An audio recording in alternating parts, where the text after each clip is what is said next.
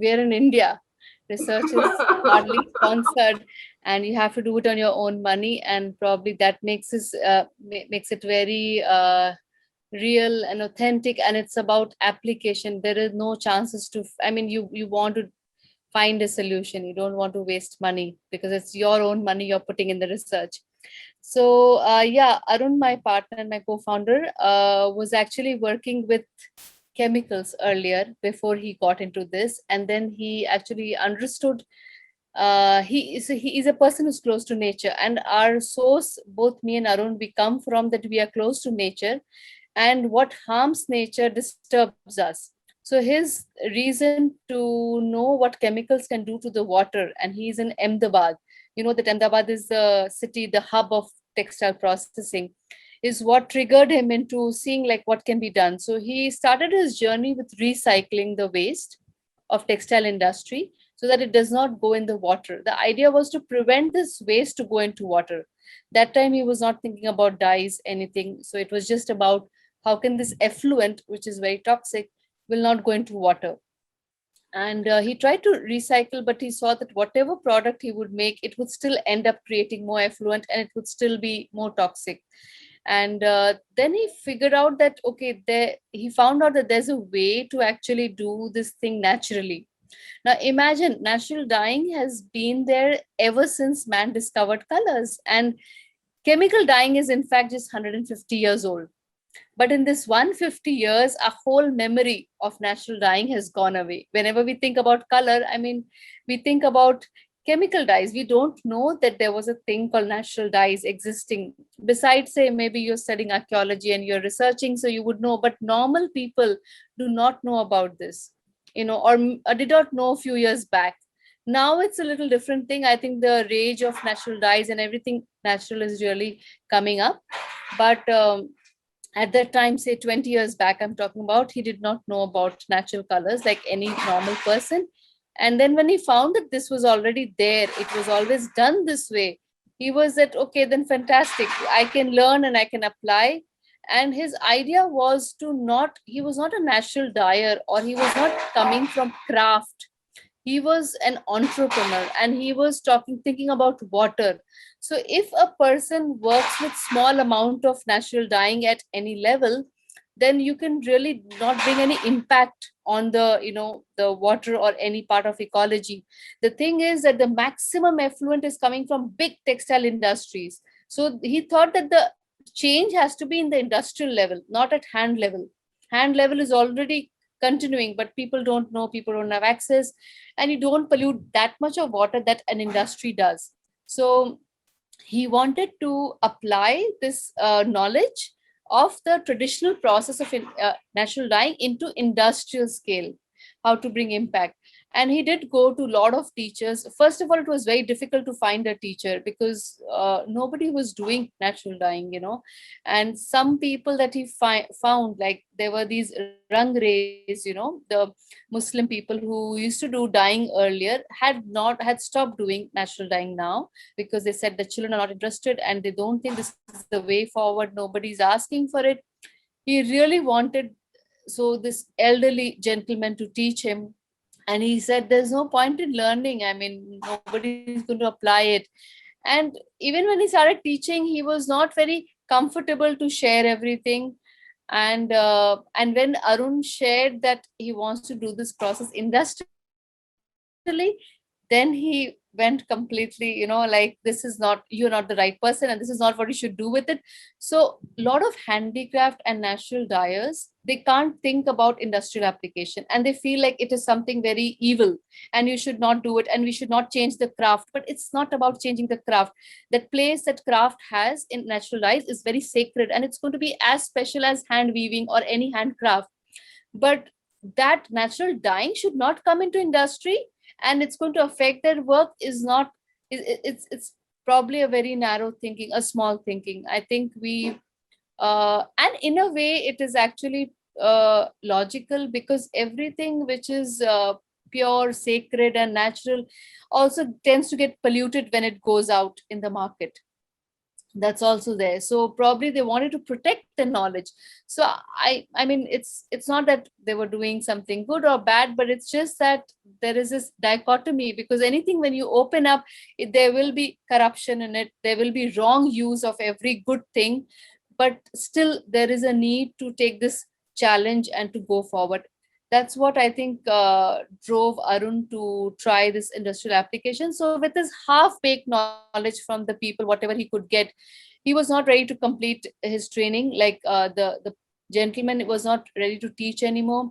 So he actually bought some books from a few places, and at the time, spending money on books, and these were very expensive books that he bought, and he did buy books, and then he just went hands on.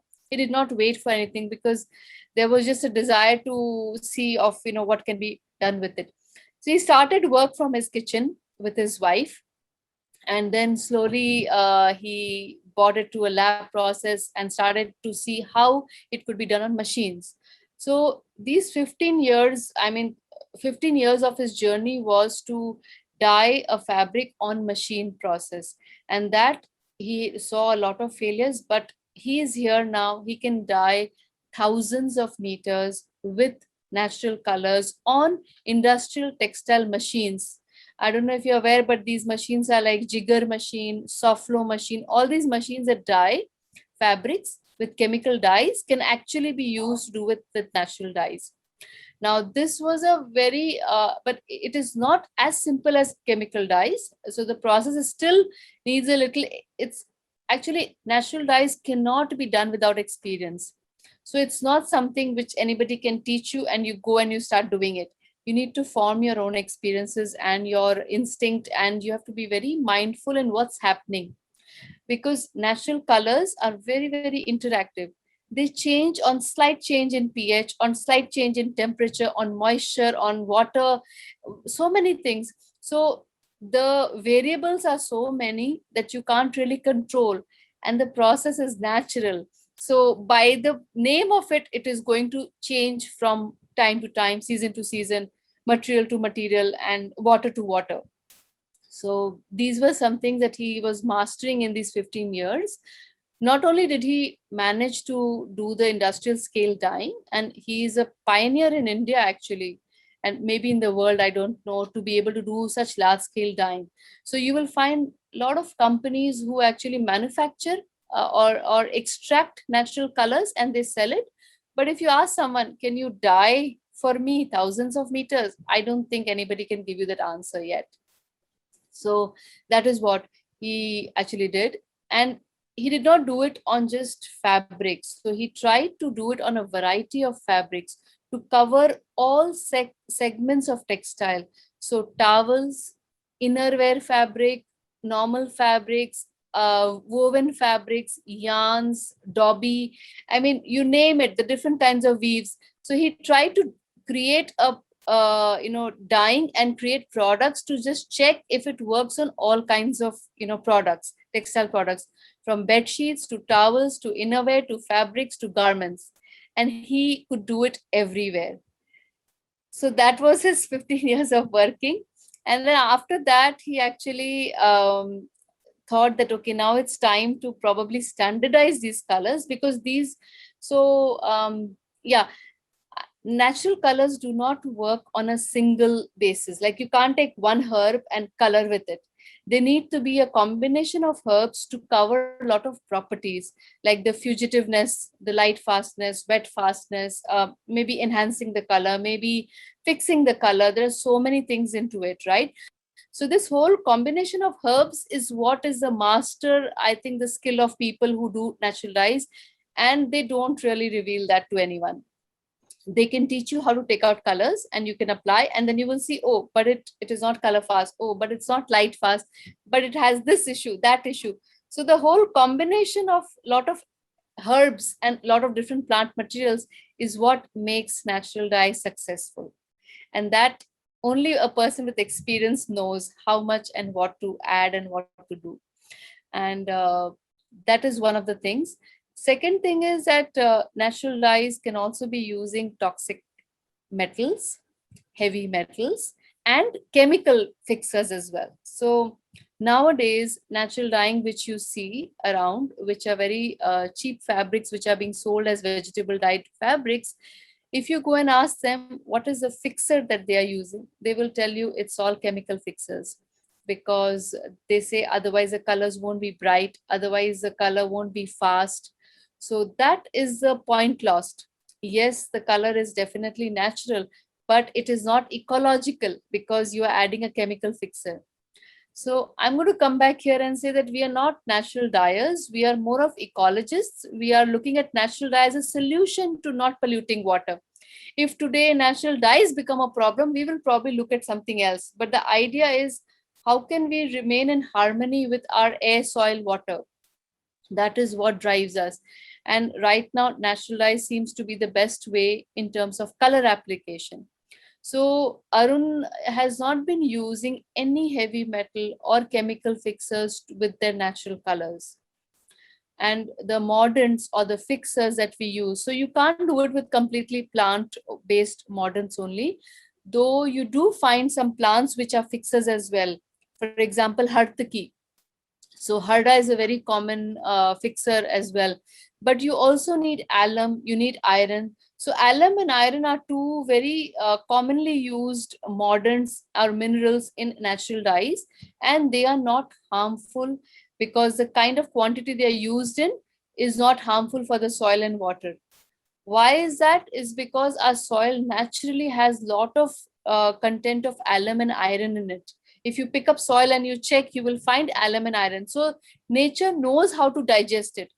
But other metals, for example, copper, for example, chromium, now these things are in traces in water and soil or whatever, or even in our bodies, maybe, I don't know.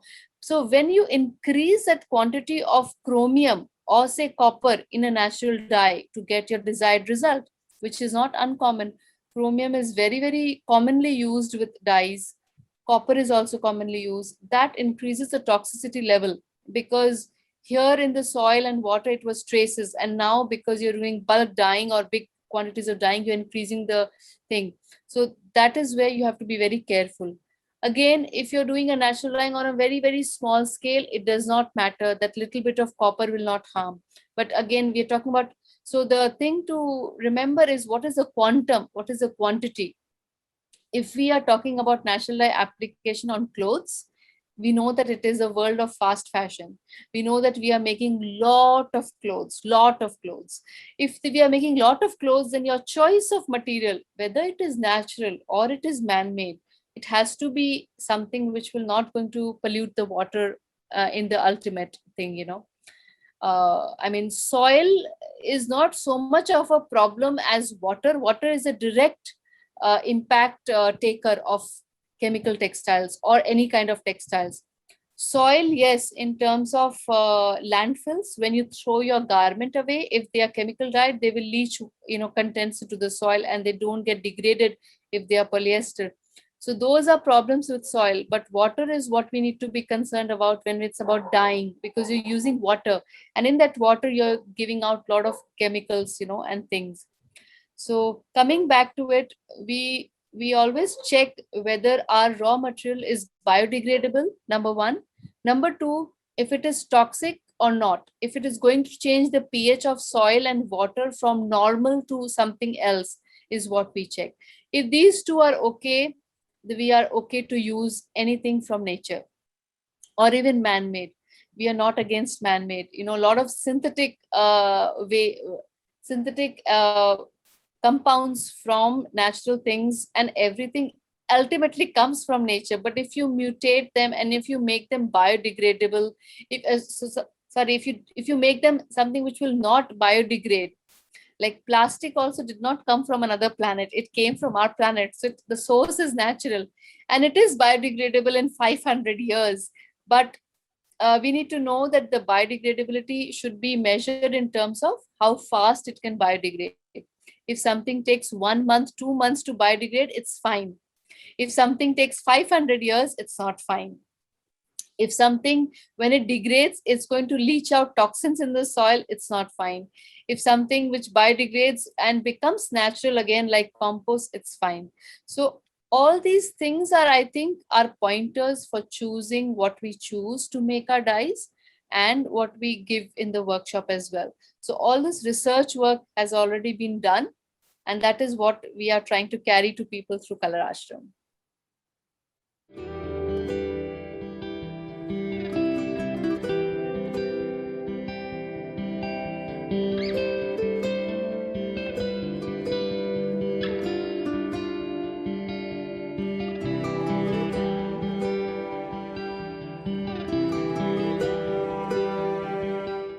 Now, lot of these processes can't be done anymore because they talk about use of cow dung, goat dung, and many other things which you don't get right now. But then the chemistry and the understanding is very, very, if you go through this book, I think anybody can try to experiment and come up with solutions to create their own natural dyes. So the thing is, natural dyes should be made adapted to today's time, energy, resources, and what we have around. We are not living. The industries are not working out of villages, so the access to wood fire or the forest, material is very less. Even if you get them, how do you process? How do you keep a storehouse of so many materials? How do you keep boiling something on LPG fuel? These are questions one needs to think about. So we have really changed the process. We are using the same ingredients as what in traditional natural dyes people use, which is hartaki, madder, indigo, alum, iron, dhavdi, all these things. But our process is changed. So the process is such that we're not using fuel. You can do a coal dyeing. You don't need to keep burning fuel to extract colors. We are giving you colors in a powder format, a combination of herbs, which you can mix in water and make your dye bath, and maybe just apply heat for fixing or just, getting your fabric ready or washing. But otherwise, no extracting of colors by burning fuel and spending that much of time and not knowing what to combine. So all those things are what we have changed to be able to make it adapted to today's time.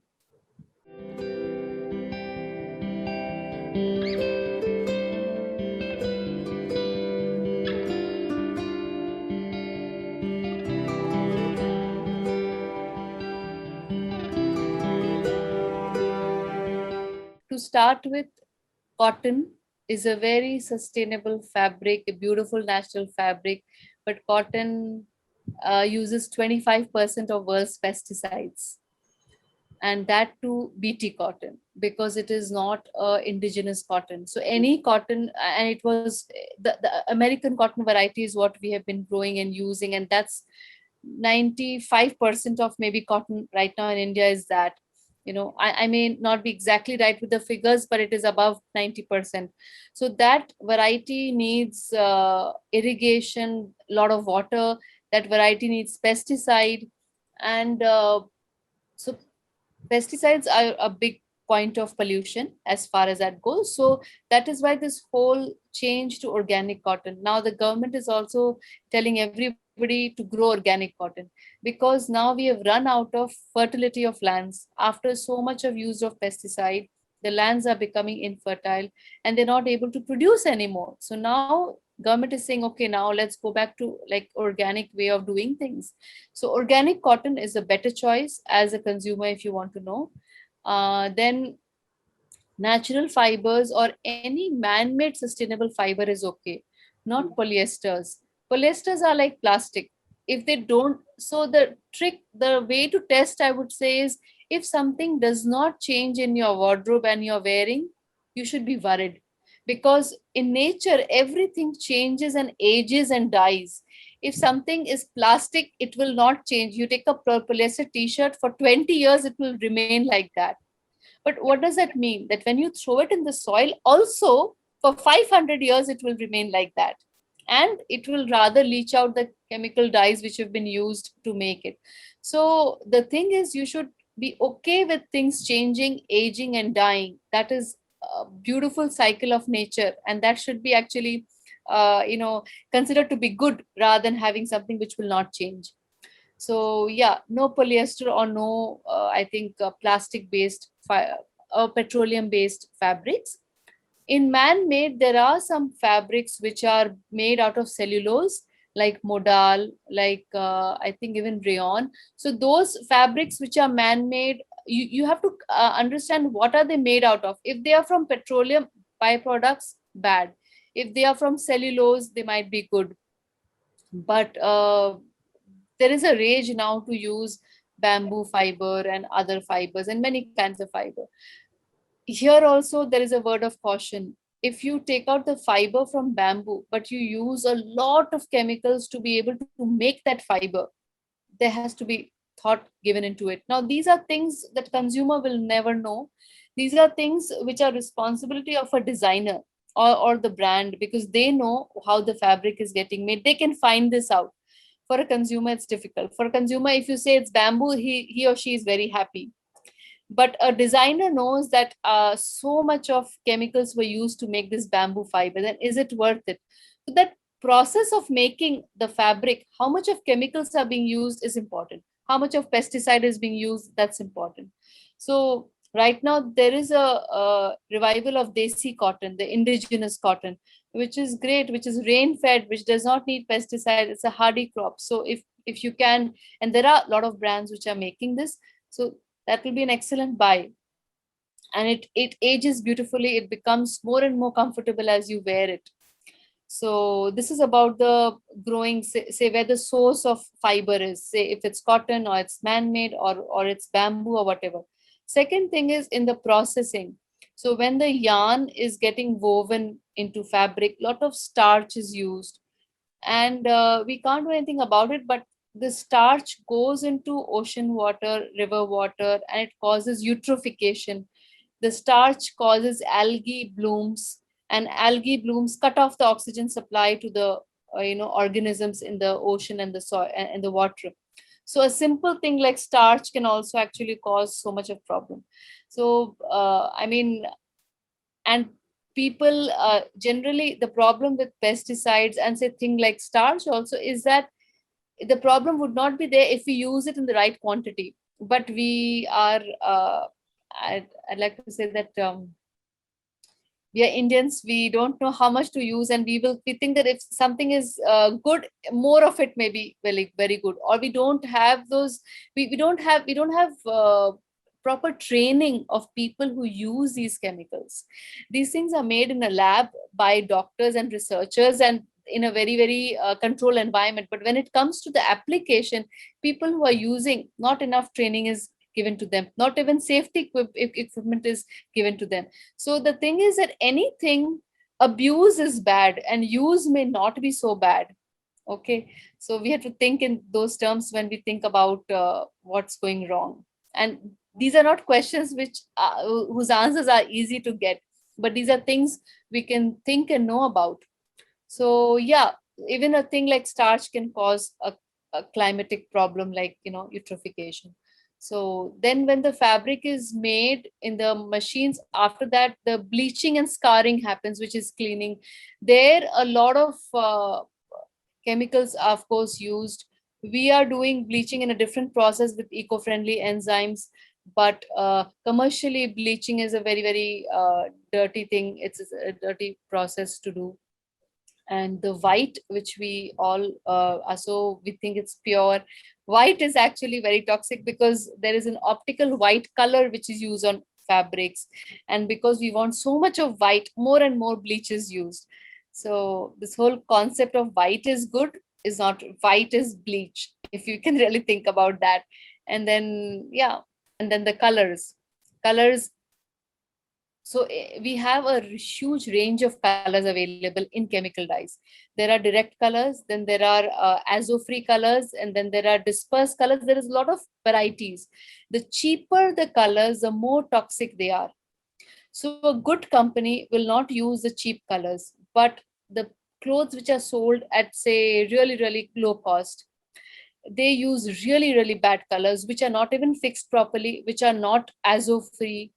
Now, the word azo that I'm using is, azo is a compound of dyes which causes cancer.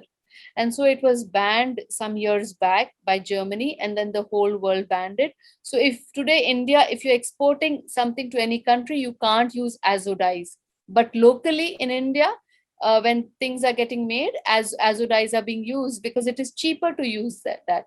So in dyes, in chemical dyes also, there are a lot of classes of dyes which can be used to make sure that it is not very harmful. It will still be harmful, but there are dyes to, and the process could be done in better so that the dyes are exhausted. When you use a lot of dyes and it's not exhausted, like the fabric has taken only maybe 20 grams of the dye, 80 grams is going in the water. That again, so the process, if it is not good, which will happen with not so good companies, then a lot of dyes just goes into water without, just because you did not exhaust the dye properly. So there are these loads of things which can cause issues. And I think the people who suffer really are the people who are making it, because they're getting exposed to the vapors of the dyes. They are getting exposed to the dyes themselves, and the water which goes to people who don't get safe drinking water, who dig inside and they get colored water. This is the colored water of textile industry, and they don't know how to what to do with it. So these are some issues that are there. And how can consumer be aware of it is that buy natural fibers. And if you can buy organic cotton, buy naturally dyed clothes. If you can find out about them, it takes some time to find out, but you can do that. And for yourself, it is safe to buy clothes which are not very cheap, because they are going to have allergy on your skin. So don't think about buying cheap. Don't think about buying polyester. I think invest in less clothes, but invest in good clothes.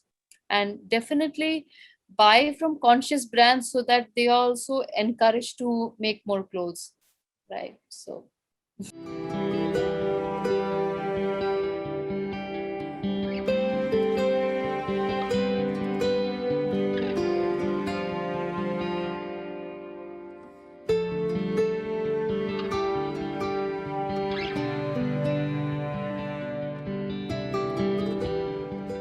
natural dyes are very favorable for all kinds of natural fibers.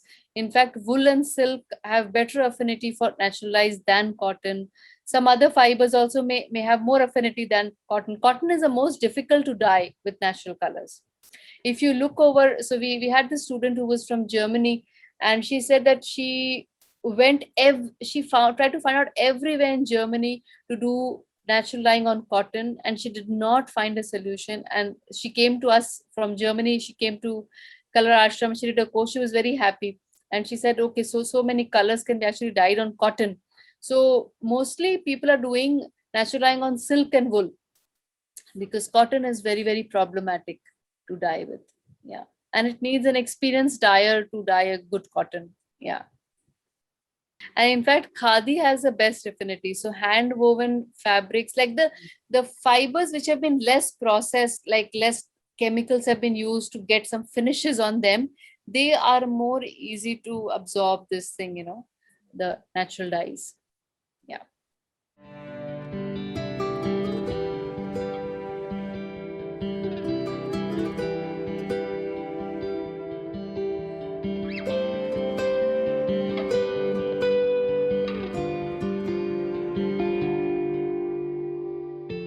The beauty of natural dyes is never discussed. So natural dyes are beautiful, because in terms of the colors and the shades and the hues, they are extremely soothing to the eyes. After you start wearing natural, you look at chemical colors and you feel like you're being attacked. It's actually violent. You will come to know that it's really violent, the colors. Secondly, the natural colors are they have ultraviolet properties. Sometimes they stop ultraviolet radiation. They are very cooling. For example, so this was done earlier when the monks used to do yagya. They used to wear this geru cloth. Today it is chemically dyed, but earlier it was dyed in alum and geru matti, the orange, the red soil, because this is like a fire retardant. It keeps the body cool while you're sitting in front of the fire. So there were natural dyes were earlier done with some purpose in mind. there was some property of the herb to ward off insects, or to keep your body cool, or to make it an antiseptic cloth. For example, haldi dyed fabric was used to tie babies, because haldi is an antiseptic. So natural dyes could be actually used for all the properties of the plant material. And this can only be done if you are using the plant material completely in your dyes. If you today, a lot of people are using chemical solvent to extract colors from natural materials. So when they do that, they only take the color and they leave the whole plant properties behind. So again, if you are making natural colors by solvent process, it is not really, you are not taking the benefit of natural dyes. So that is also something. So all our dyes are very powdery, and they are actually ground plant materials. And so we have tried to use the plant material also to have the properties of harda, madder. All of these have ayurvedic properties of healing, curing the skin. So if you have a cut or something and you put your hand in an indigo, it actually heals. So the idea should be to use plant material and not discard it completely when you're making the dyes. I would say that we are kind of the bridge between. So I'm only talking about natural dyes now. If you look at a scale of natural dyes, there is on one side the Ayurvedic process, okay, which boil the natural dye herbs completely, and they add oils to it, and they infuse it to make a fabric really medicinal and Ayurvedic. And on the other side, there is this solvent based, which are only taking the color from the plant, and they're using chemical solvents for color. We are somewhere in between. So we are not about boiling, because that you can only do if you are near a forest or a village. You can't do it in a city. And you can't do solvent because it completely ignores the properties of the plant. We are somewhere in between. So we've made this formulation of dry powder, which you mix in water and you use it to get the color. But we are not this, we are not that, we are in between. So to make it affordable, viable, doable, scalable, and standardized, in this, it can't be applied on an industry level. You can only do it on a hand level, the Ayurvedic dyeing.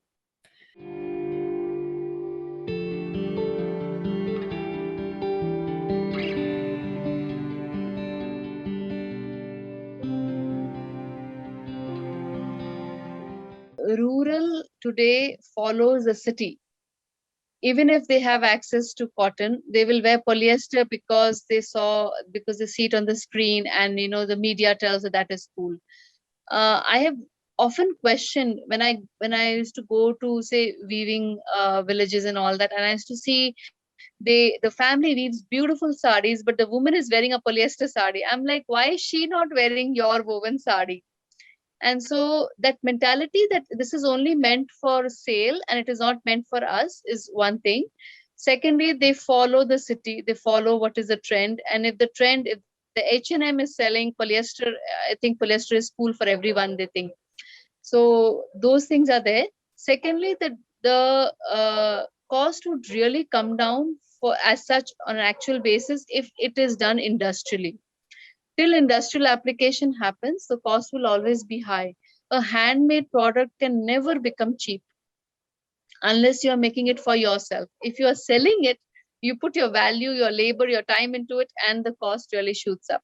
Also, the resources. I mean, in the bulk dyeing, in the industrial dyeing, you can actually use lesser water, lesser dyes, and lesser time, and better, finish and everything.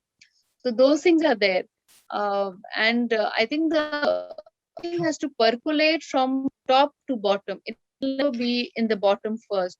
So why the low income group? The high income group people itself are not aware, and they're not endorsing natural dyes right now. So first they need to endorse it.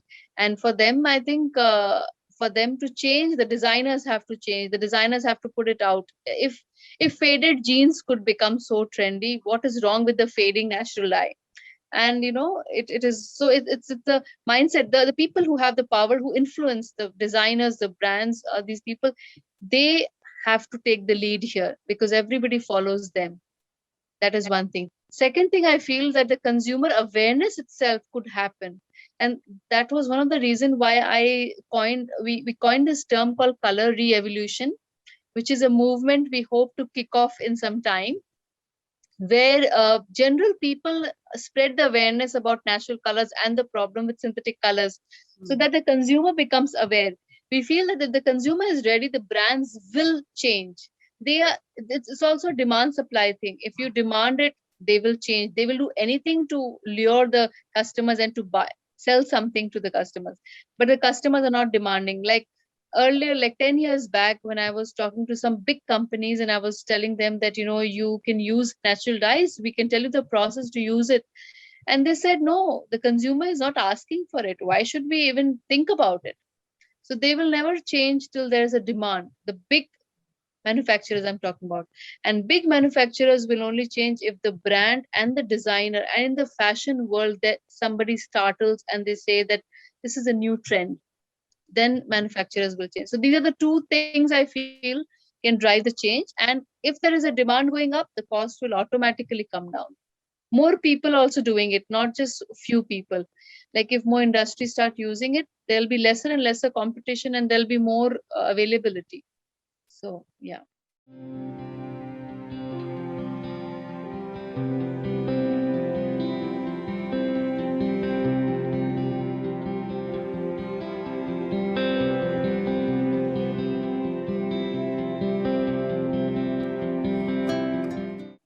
To be able to see some designers, some industries, to be able to using changing their process from chemical to natural. There are a lot of designers who come in saying that, but they don't continue. There are a lot of industries who are still big industries who are actually experimenting with the application. They have not changed yet. The change has been very slow. Like people do come to us to get the fabrics dyed or they take from us, but they are not using it in their setup. So I would definitely want to see some industries start using natural dyeing, designers taking this as a complete brand, not using chemical but only using natural. And bigger than that, if we can have a community and a network where people are talking about it and people are demanding it, people are sharing the information, because information is also power. If people know that if people know it, then it will really percolate. And actually, I would like to see at least, I mean, I made a vision, I don't know how many years it will happen, but say in 100 cities, there would be some natural dyeing center. You can do dyeing at your home. You can upcycle your garments. That's another vision. We have taken out a process by which you can take your old garment, re-dye it in a natural color and wear it. If you can't buy it, re-dye an old garment and wear it. So people learning and having a bigger team and spreading is what I think our vision and challenge both is right now.